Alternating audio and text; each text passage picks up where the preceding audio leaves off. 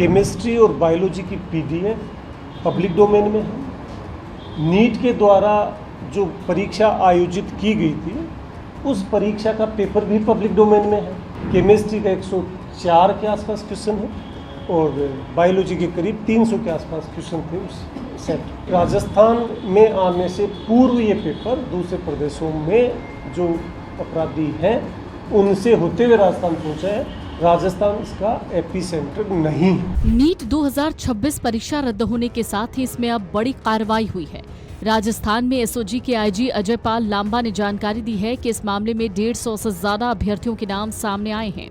इन्हें हरियाणा के एक शख्स ने महाराष्ट्र से पेपर लेकर आगे शेयर किया था। फिलहाल इस मामले की आगे की जांच अब सीबीआई कर रही है और अब तक 2 दर्जन से ज्यादा लोग सीबीआई के रडार पर हैं। आपको बता दें, आईजी ने राजस्थान से नीट का पेपर आउट होने को नकारा है। उनके मुताबिक पेपर पहले सीकर में आउट हुआ, उसके बाद केरल में एमबीबीएस के एक छात्र के द्वारा सर्कुलेट हुआ। फिलहाल जांच जारी है।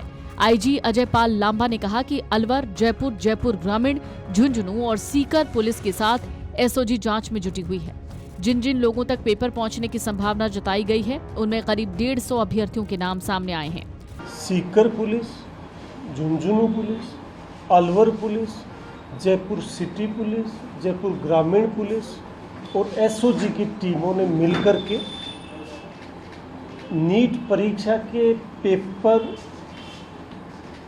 के आउट होने के सिलसिले में जो लोगों के पास नीट परीक्षा 26 का पेपर पहुंचने की संभावना जताई गई थी, उन लोगों से इन समस्त जिलों की और एसओजी की टीम ने मिलकर के पूछताछ की।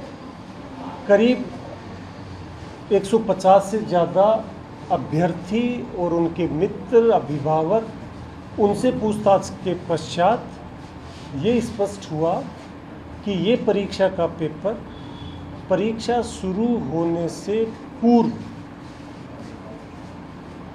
राजस्थान में एक व्यक्ति हरियाणा का रहने वाला है उसके द्वारा भेजा गया। उससे पूछताछ में पता लगा कि उसके पास ये पेपर महाराष्ट्र नासिक से आया था। ये सारी सूचना नेशनल टेस्टिंग एजेंसीज के साथ शेयर करने के पश्चात भारत सरकार द्वारा नीट परीक्षा को निरस्त करने का निर्णय आप सबके सामने है। एसओजी के मुताबिक नीट परीक्षा में शामिल कुछ अभ्यर्थी या उनके परिजन भी मामले में संलिप्त पाए गए हैं। लीक हुए पेपर में केमिस्ट्री के 45 और बायोलॉजी के 90 प्रश्न उत्तर सहित उपलब्ध थे। ये एक पेपर सेट है जो पब्लिक डोमेन में है। केमिस्ट्री और बायोलॉजी की पीडीएफ पब्लिक डोमेन में है। नीट के द्वारा जो परीक्षा आयोजित की गई थी उस परीक्षा का पेपर भी पब्लिक डोमेन में है। जो पीडीएफ मार्केट में वायरल हो रही थी केमिस्ट्री और बायोलॉजी की, उसमें केमिस्ट्री के कुल क्वेश्चन 45 है, 90 बायोलॉजी के होते हैं और 45 फिजिक्स के। ये 2 सेट निकले केमिस्ट्री और बायोलॉजी के।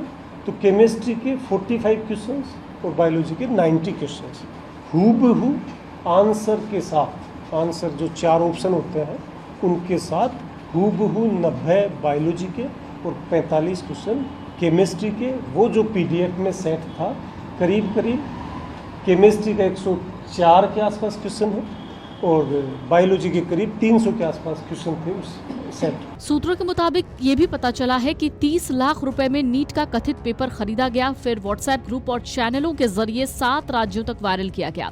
जांच में सामने आया पेपर नासिक की प्रिंटिंग प्रेस से लीक होकर गुरुग्राम की गैंग तक पहुंचा, जहां से राजस्थान के जयपुर और सीकर तक इसका नेटवर्क फैलाया गया। अब इस पूरे मामले में छात्रों, कोचिंग, लिंक, डॉक्टरों और कई संदिग्ध लोगों की भूमिका की जांच हो रही है। सीबीआई समेत कई एजेंसियां ये पता लगाने में जुटी हैं कि आखिर देश की सबसे बड़ी मेडिकल प्रवेश परीक्षा का पेपर परीक्षा से पहले बाजार तक कैसे पहुंच गया।